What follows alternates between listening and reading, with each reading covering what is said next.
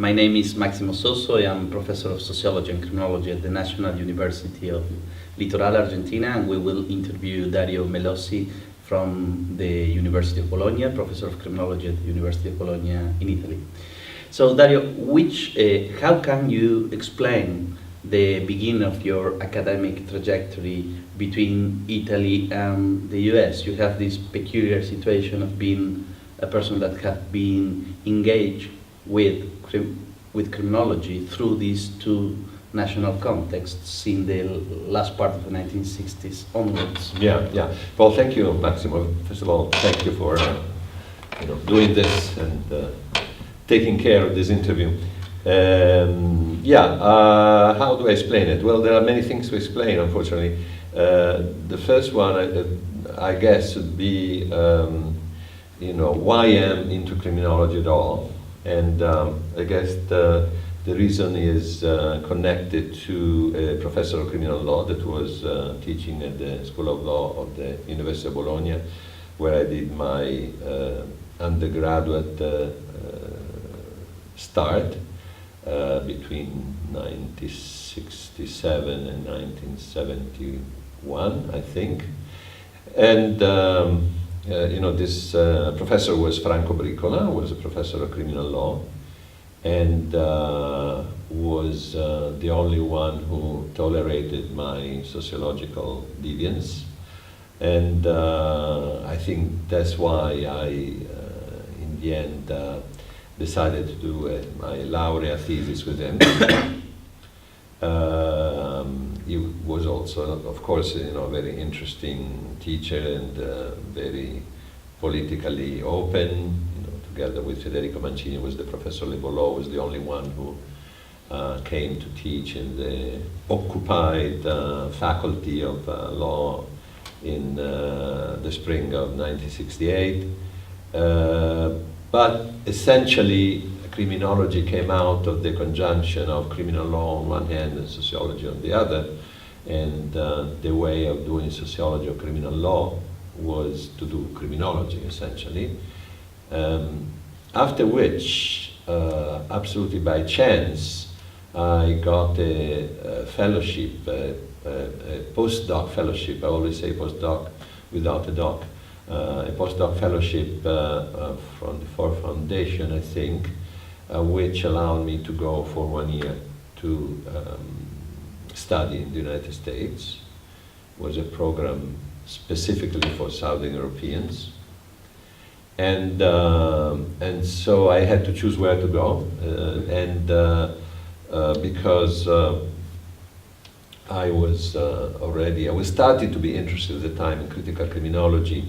I knew of, I had read in a very short article, actually, in a very small article that came out in Capitalist State. That was a journal published at the time in Berkeley.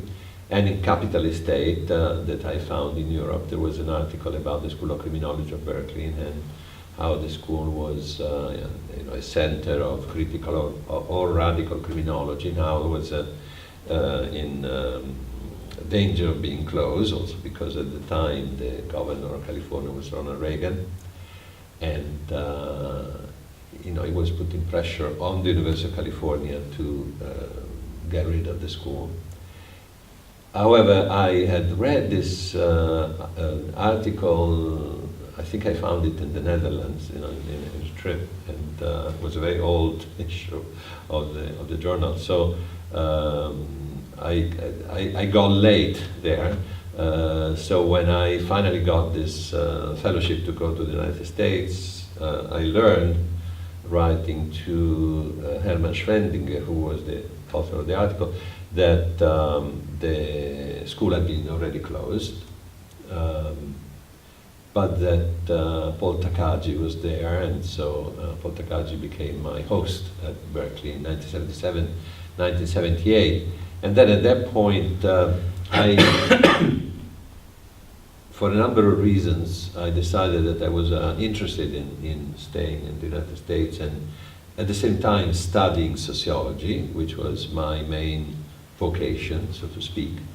And and so the colleagues and friends at the at the former School of Criminology recommended Santa Barbara because there were very interesting people like Dick Flax, Richard Appelbaum, Harvey Moloch, all political sociologists. They didn't mention that Don Cressy was there too. Not by chance, I think. And so I applied to Santa Barbara, and I decided to go there after 1 year in Italy. So in 1979, I found myself at the Department of Sociology of Santa Barbara doing my PhD in sociology. And I discovered that there was this guy who kept insisting on having me as his teaching assistant.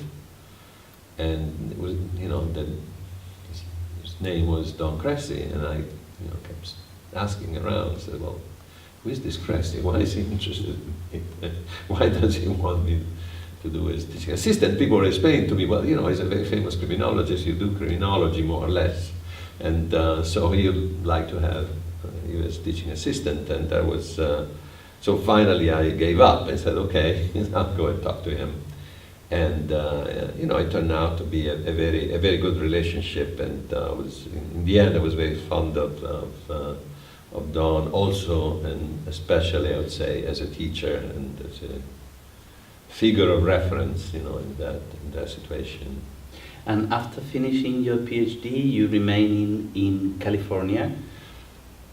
Yeah, after finishing the PhD, I had already entered the system of the university in Italy, in the sense that I had some kind of fellowship at the beginning, and then the fellowship turned out to be a position as a researcher. Mm-hmm. And at the beginning, I took a leave as a researcher, and when I got the PhD, I had a little bit to make a choice what to do.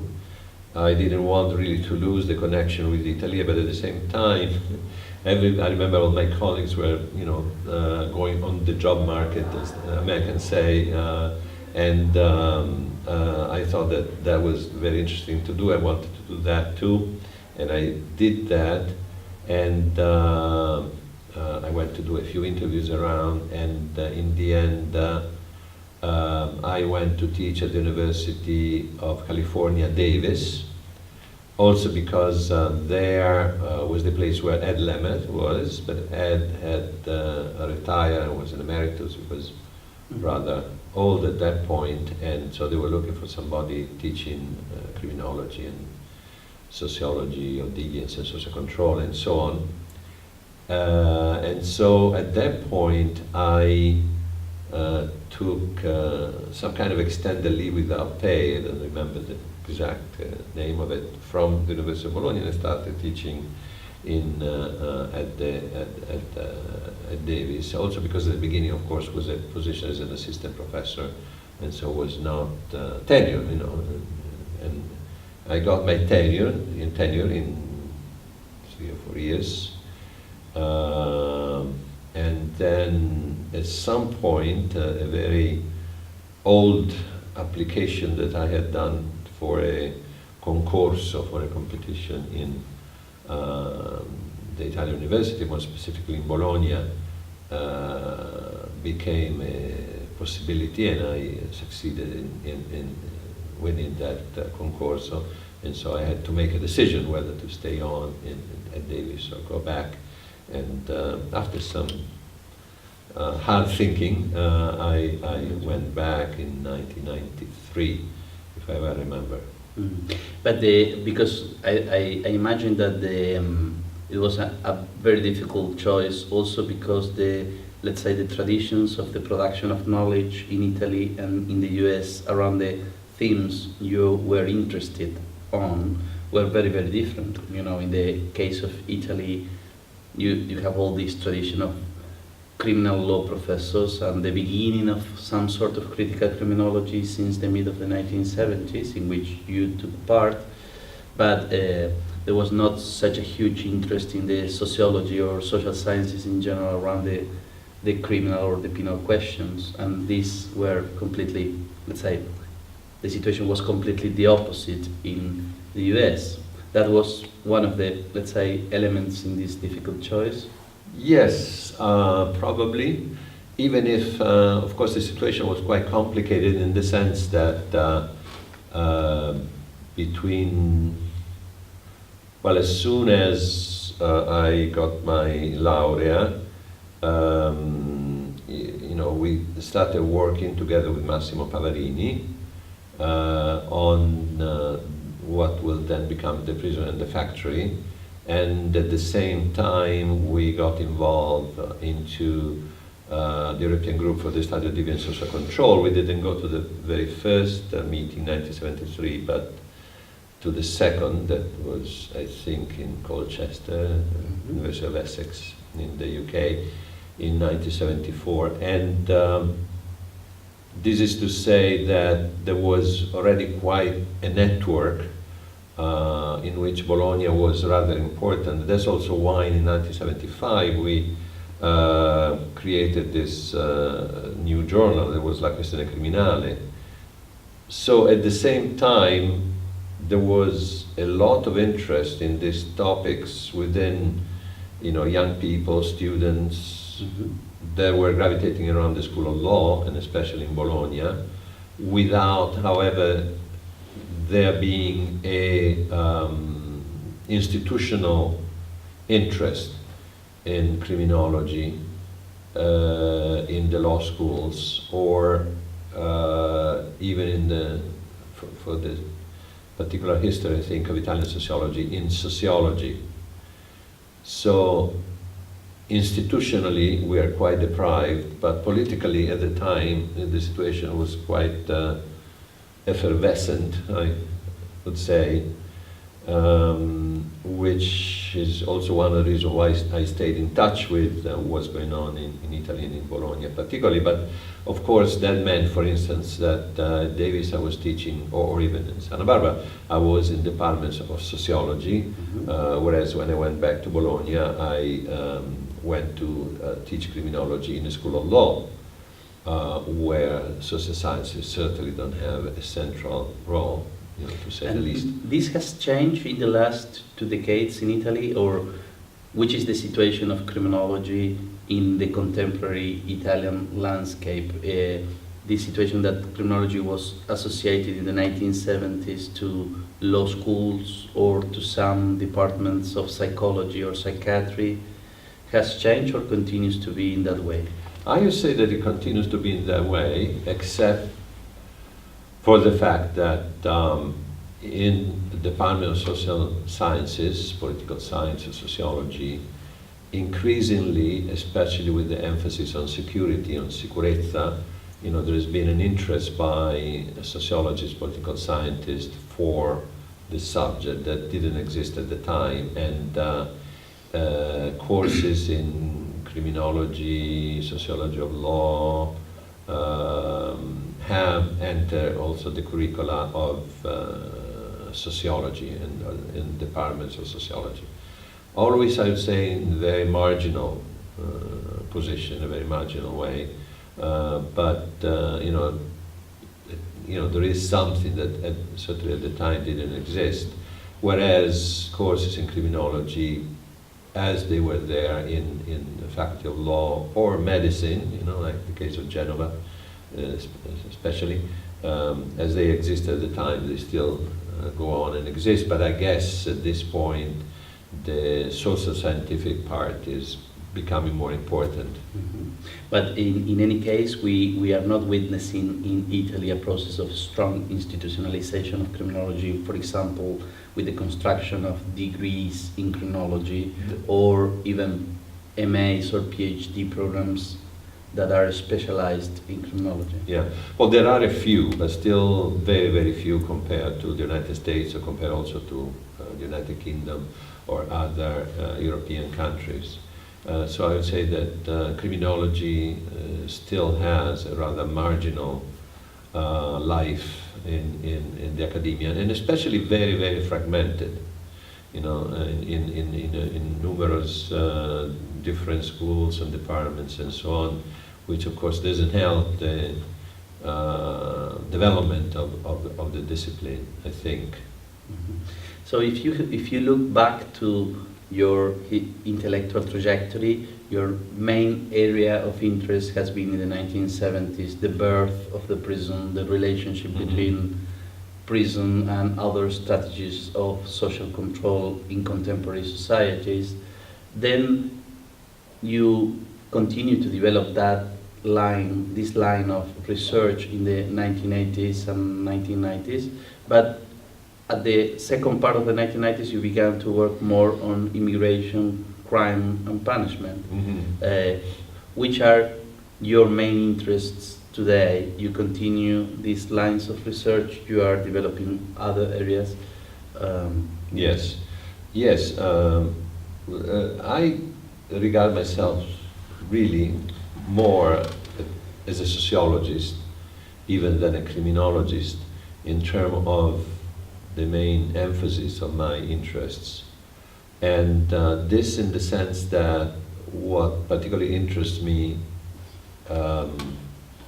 of issues of crime and punishment is not so much this very specific fields of crime and punishment, but is especially the way in which crime and punishment play a role and have a function, Durkheimianly speaking, within the broader society, in the broader context of society. Also because I guess that I'm still under the influence of my youthful training in Marxist theory, which means that I'm particularly interested in relations of power as this developed also historically in society, and how, therefore, the issue of crime and punishment, or more sociologically, or deviance and social control,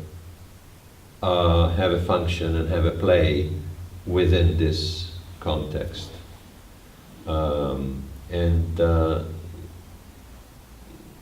Migration really is, the interest for migration is also a development of my initial interest in the question of punishment and, for instance, the analysis of the prison and the factory, in the sense that when we started, having migration in Italy and became very interested in migration, when I came back in 1993, everybody was talking about migration. When I left in 1977, nobody even knew that migration existed. Italians in 1977 were not going out of Italy, and they're not coming in, and the result was that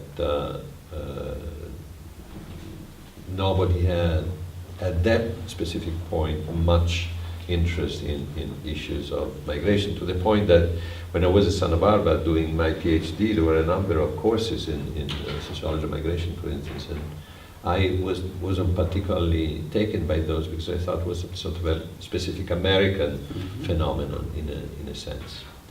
So what was the question? Well, the thing that in migration. you are continuing this. Yeah. So what I was saying is, that the issue of migration is a specific way, in a particular way, in which you can see this connection between, the broader social context and the question of crime and punishment, and that's what I started studying. I guess the point I was trying to make was that at that point I realized that the whole discussion of, one of the premises of the discussion of the prison and the factory is indeed migration. When one of the starting point of the book is essentially Marx's analysis of primitive accumulation and the transformation, in the countryside in England, and the creation then of workhouses and what English people call bridewells and so on, and so the move of people from the countryside to the cities, I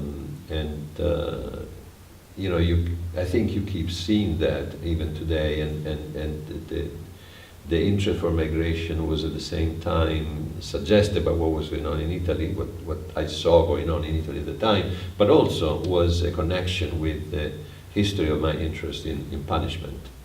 And that's what I'm still interested in. Yeah, what I. At the same time, we can see that if we go back to The Prison and the Factory, the book had two parts, and one was on the United States and another one was in Europe, in Southern Europe, particularly Italy. And if we look at your last book on crime, migration and punishment, we again see these two contexts that are taken into consideration in your explorations. You can think that this is a, let's say, a continuity in your intellectual trajectory of, in some way, thinking comparatively? Yes, absolutely. I mean, of course, in the case of The Prison and the Factory, it's rather ironic because I, did the section about Europe especially, and then I tried to find material about Italy, which was not easy, because much of this kind of analysis had been done, especially for the United Kingdom and to a certain extent Germany and Holland, but not really for Southern European countries. And whereas instead Massimo Pavarini, was the author of the section on the United States, which was a little bit ironic in view of then my going to the United States and Massimo staying in Italy. But besides the way in which the factory was structured, I think that the comparative interest more of a almost personal development of the experience that I had of staying all in all about 16 years in the United States and then in Italy before and after that. And so after I came back from the United States in the mid-90s, was really difficult for me to think of anything, still I think it is, without, in my mind comparing, what's going on here, what's going on there, how things could be seen in one or the other perspective.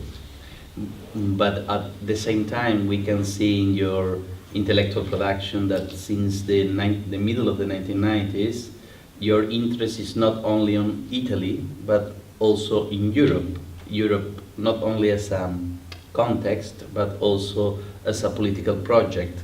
In some way, your interest on migration, crime and punishment was also connected with this, let's say, European perspective that you have developed in the last, let's say, 15 years, 20 years? Yes, certainly. I mean, we could say that, in a sense, coming back from the United States was really difficult to come back to Italy. And the way I saw this coming back was coming back to Europe. Of course, I was a bit optimistic maybe in thinking that, given the very latest developments. Also, I was very interested in thinking of Europe in view of what I'd learned in the United States and about the United States and about American sociology. My dissertation then became a book, it was called The State of Social Control, and was essentially a comparison of the trajectory of concepts of social order in Europe around the idea of the state, and in the United States around the idea of social control.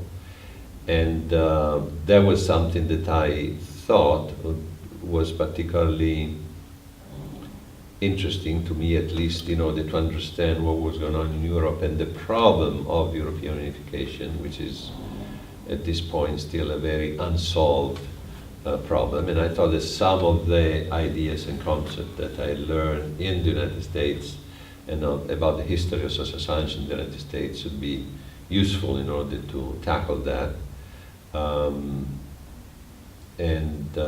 So in that sense, I came back very much interested in Europe as an object, not only Europe as a place where there are many different countries that are all quite interesting, but I'm saying in the European Union as opposed to in Europe as a cultural, political and geographic concept. The creation of this new political entity or political community, I don't know how to call it, which is the European Union. And what is your vision today about what is going on in the European criminology? What is European about the trajectories, the perspectives that are developing today in the European, in this new entity? Yeah. Around this new entity, yeah, is the European Union. Yeah. I think one of the issues is what is it really, a European criminology? It is something that I haven't really been thinking too much about, and I think it's something that I will need to do in the near future, in the sense that is criminology something that is developing simply because it's developing in Europe, European criminology, I mean, or is European criminology something which is connected to the development of Europe and the European Union, and which has therefore a distinctive European element? How do you distinguish, the trajectory of European criminology from the trajectory of criminology in general, which is really American criminology, in terms of the hegemony of how this discipline has been evolving, and how all social sciences have been evolving really after World War II. These are all open questions for me, to which I need to do some thinking, in order to be able to, and some reflection in order to be able to answer, because there is a distinctive trajectory probably of English, British criminology, and there are national characteristics. One could think of Spanish criminology or German criminology, for instance. A little bit less probably of French criminology, in the sense that even the term in France today is still quite contested and questioned. And I am not really sure that all these trajectories and developments should add up to a distinctive European criminology. All European criminology after World War II developed somehow in exchange with the United States, and through a literal translation of American books and textbooks. If you open any textbook in any of these areas that I just mentioned, more or less they look the same, and talking about and describing the same theories, and mostly these theories were developed in the United States. And the contribution of European criminologists usually has been that of applying and testing, these theories in a context that is different from the American one, but without adding that much in terms of innovation and new theoretical views. I might be a little bit unjust here to somebody, but in very general term, I think you could say that. And it's quite interesting that some of the most innovative and creative development that came from Europe, like for obvious name would be Michel Foucault. They don't come from criminology at all, but they come from an area, between philosophy and history that is interested in criminology only as an object of study or as a topic to discuss, much more than as a discipline in any way to develop. And it's kind of interesting. Also comes from the area in which, probably not by chance, criminology is particularly questioned and contested, like the French-speaking area. And in that sense, you think that one of the futures, let's say, of criminology in Europe, or European criminology, could be the reconnection with some developments in social and political theory that have been produced in the last 30 or 40 years and are quite innovative and are recognized as innovative, let's say, in the global debate. Do you think that could be an avenue of crime punishment with this let's say, theoretical constructions like the one you mentioned by Michel Foucault, but we can think of other authors that have in some way produced a huge impact in the social sciences more generally? Certainly. Also, I think that we are increasingly in a kind of situation in which the discussion of ideas and concepts is increasingly global, really. This also, I guess, has been one of the effects of the latest wave of globalization. And so it's becoming increasingly difficult to pin down specific debates and authors as, connected to very specific cultural environments. Probably a discussion that you may have today in Berkeley as opposed to in Buenos Aires or Santa Fe, or as opposed to Bologna and here in Munster, for instance, center around very similar concept and similar authors. So at the same time, I think that it is very important that the European social sciences and European criminology in specific is part of this global discussion. And that asks the question, however, what would it mean to build a European criminology? Given that I think it would be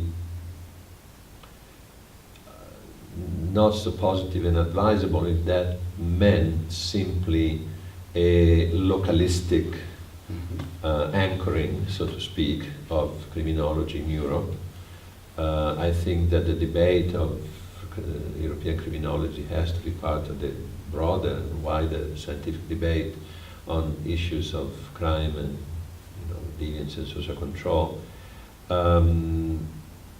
It might be interesting, however, to think of European criminology as a criminology that is interested in the development of a European Union and the political community of the European Union, if this will further develop, which is at this point something that we cannot really take for granted, and think therefore of criminology as part of also an institutional development of something which is specifically European, but in a very political sense.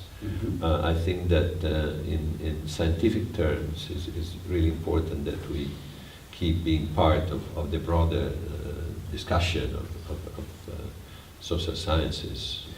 At the same time, don't you think that connecting the agenda of European criminology to the peculiarities of each of the local or national contexts, or even of group of local or national contexts inside, let's say, the geographical reference that we call Europe, it cannot be a way of incentivizing innovative approaches, creativity in the more theoretical debate, in this debate that you think can be more or less structured around the same concepts and problems in the North America, Latin America, or Europe?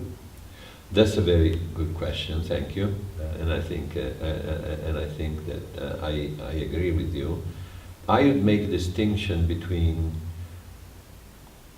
keeping the discussion of criminology at the global level, because that's what we are interested to be part of that. But I would think that at the global level, when we then study the development of the questions of crime and punishment, was, for instance, as we try to do also in the prison and the factory, together with Massimo, one of the things that we want to do certainly is to look at the national specificities and even subnational, in some cases, specificities of the history of these issues. But that's part of our work of scientists. I mean, this is part of what we need to study. it doesn't necessarily reflect on the tools that we have in order to study it. Even if I certainly agree that it might very well be that having a sense of the history of the development of questions of crime and punishment in our countries, in the various European countries, might in the end also suggest theoretical views that might be interesting to develop. The obvious example of this could be Gramsci and the idea of his idea of the necessity and importance and the Italian specificity of taking stock of the history of Italian culture, also as this developed in literature and folklore and so on. But that was, of course, seen from the perspective of a very universalistic view, which was, of course, the idea of the specific tradition of Marxism that he helped develop, the idea of hegemony and so on. So the two things can certainly be together. In fact, in this example, we can think of the concept of hegemony as a theoretical tool that was developed by Gramsci himself out of the peculiarities of the Italian context and have been transformed in a general tool that has been used worldwide in order to understand many different things. Sure, absolutely, yeah. And even in the field of crime and punishment. Absolutely, it's a very interesting example of this kind of connection between the exploration of the peculiarity, the creativity, the innovation in the conceptual field that then produces other kind of travels of ideas from, in this case, from Italy to the rest of the world.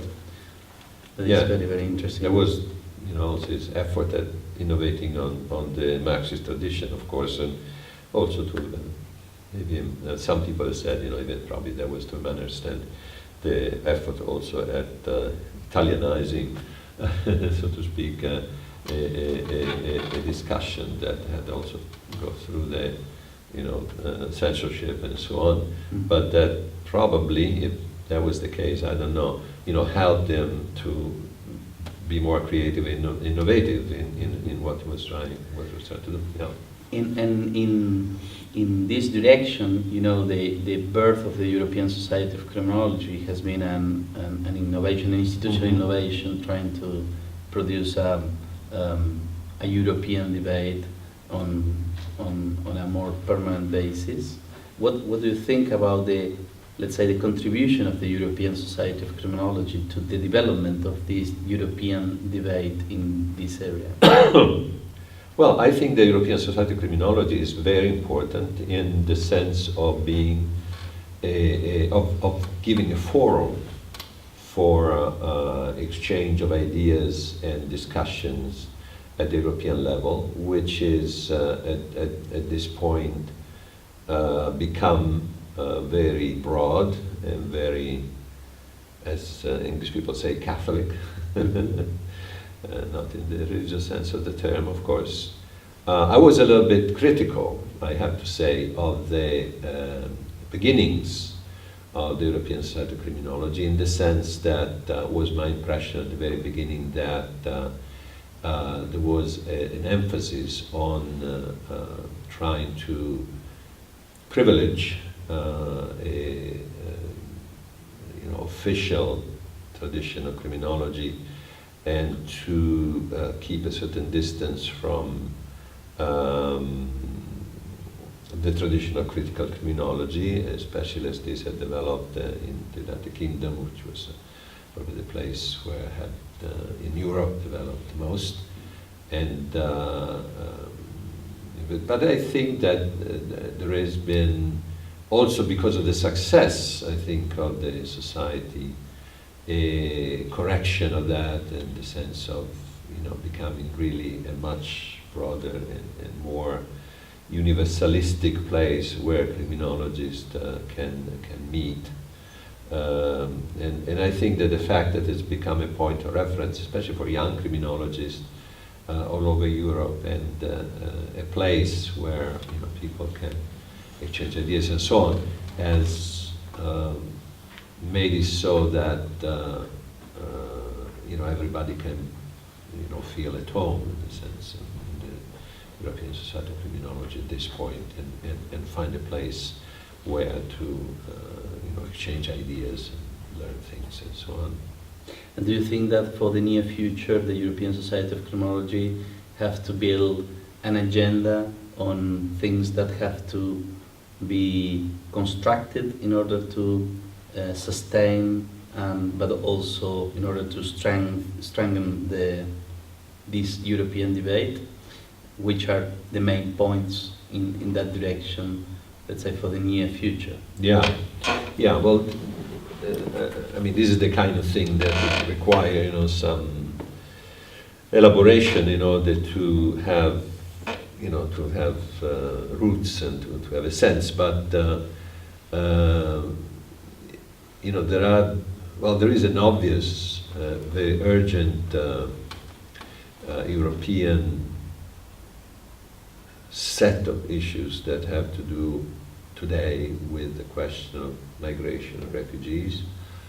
Also because in all countries we have a situation in which, by virtue of a number of social factors and social variables, I think there's been a process of criminalization of migrants, and I think is quite. I'm quite worried about what might happen also with refugees in a number of countries, and generally in Europe about this. So this is obviously on the agenda of the debate on crime and punishment, on deviant social control today in Europe, and is very specifically a very European problem and debate, in the sense that it's very hard to think of any intervention on such issues which are not of a European nature, not only in the sense of being Europe-wide, but also being the interest and the charge of the European Union, and of the European policies in the strict sense of the term European. So that is certainly something that we should look at, and we should be very aware of. There are a number of issues having to do also with the unification of the criminal justice system. So what European language I think is usually called harmonization of agendas and laws and institutions. Just think of Frontex, for instance. There is a beautiful book by Giuseppe Campesi, it just appeared in Italian, which is a reconstruction of the history of Frontex. And there is certainly also a lot of work to do for criminology, for European criminologists, in the sense of studying what these institutions do, what they could do, what are the kind of issues, problems, areas that concern them. And this is also probably in the sense of what I was saying before about European criminology as a criminology which is interested in European issues, European problem, meaning also of the European Union, and where the European Union has powers, And this process of harmonization is going on in all areas at this point, from legislation to police collaboration, to collaboration among prosecutions and so on. There are actually European offices in all these areas. So that is certainly something that is of keen European interest, and not to mention the question of the treaties, rules and laws about the issue of migration and refugees, which is also another very hot spot, so to speak. Yeah. Well, Dario, many thanks. It has been a pleasure. Well, my pleasure, and thank you very much, Maximo, for